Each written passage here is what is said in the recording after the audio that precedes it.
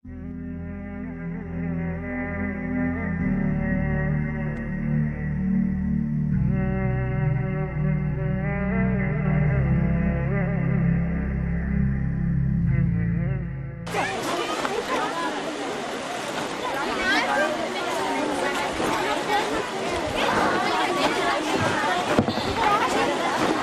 لله رب العالمين والصلاة والسلام على رسوله الأمين أما بعد قال الله تعالى فإن مع العسر يسرا إن مع العسر يسرا وقال النبي صلى الله عليه وسلم الكيس من دان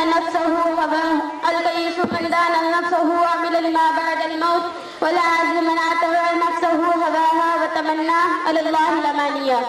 قابل قدر اساتذہ اکرام، خواتین و حضرات اور میری عزیز بہنوں، السلام علیکم ورحمۃ اللہ وبرکاتہ۔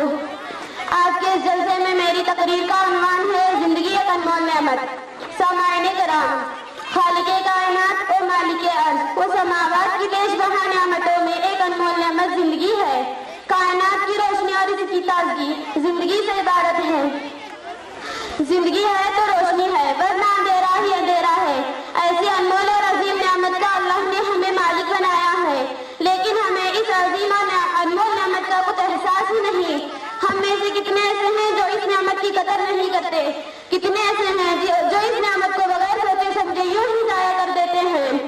حضرات و خواتین، یہ صحیح ہے کہ زندگی پھولوں کی سہج نہیں بلکہ کانٹوں کی چھپن بھی ہے۔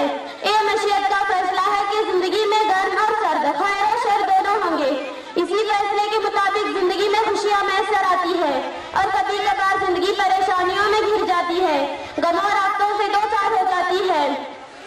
ان حالات میں زندگی کو بچانا اور ان آزمائشوں سے مسکراتے ہوئے گزر جانا زندہ دلی ہے۔ ہمارے اسلاف کی تاریخ ایسے سینکڑوں واقعات بھری پڑی ہے، لیکن میری پیاری بہنوں، آج معاملہ بالکل برعکس ہے۔ آج لوگوں میں مصائب اور غموں کو برداشت کرنے کی قوت ہی نہیں۔ آج معمولی اور چھوٹی سی ناکامی پر انمول نعمت سے راز راز اختیار کر لی جاتی ہے۔ کوئی طالب علم امتحان میں ناکامی کی وجہ سے تو کوئی غریب غربت کی وجہ سے خودکشی کر بیٹھتا ہے، کوئی قرضے کی بوجھ کی وجہ سے تو کوئی پسند کی شادی نہ ہونے کی وجہ سے چلتی گاڑی کے نیچے آ کر اس زندگی کو ختم کر دیتا ہے۔ کوئی اپنے آپ کو چھوٹا زخم پہنچا کر تو کوئی اونچی عمارتوں سے چھلانگ لگا کر اس زندگی کو ضائع کر دیتا ہے۔ حضرات، یہ نعمت اتنی سستی اور آسانی سے ملنے والی شے نہیں ہے۔ یہ صرف ایک بار ملتی ہے، پھر مانگنے پر بھی ملنے والی نہیں۔ خدا را اس عظیم نعمت کی حفاظت کیجیے۔ یاد رکھیے، یہ مصیبت زدہ آپ تنہا نہیں ہے بلکہ ہر گھر میں ہنگامہ ہے، ہر رخسار پہ آنسو ہے، ہر دل میں ماتم بپا ہے۔ کتنے مریض ہیں جو سہالہ سال سے کراتے ہیں، کتنے قیدی ہیں جو اپنے رشتے دار دوست و احباب سے ملنے کے لیے ترستے ہیں، کتنے عورتیں ہیں جن کے سواب جوانی میں چھین گئے، کتنے ہیں جو مقروض ہیں، غموں اور مصیبتوں میں گرفتار ہے، لیکن اس کے باوجود انمول نعمت کو گلے سے لگائے ہوئے ہیں۔ یہ سوچ کر کے خدا ذوالجلال نے فرمایا فَإِنَّ مَعَ الْعُسْرِ يُسْرًا إِنَّ مَعَ الْعُسْرِ يُسْرًا، کہ بے شک تنگی کے ساتھ آسانی بھی ہے۔ آپ بھی ان کے ذریعے تسلی حاصل کریں اور ان کو دیکھ کر حوصلہ و قوت حاصل کریں، اور اپنی زندگی کو دنیاوی پریشانیوں سے ڈر کر تباہ کرنے کی بجائے نیک کاموں میں لگا کر فائدہ مند بنائے اور چالاکی کا ثبوت دے۔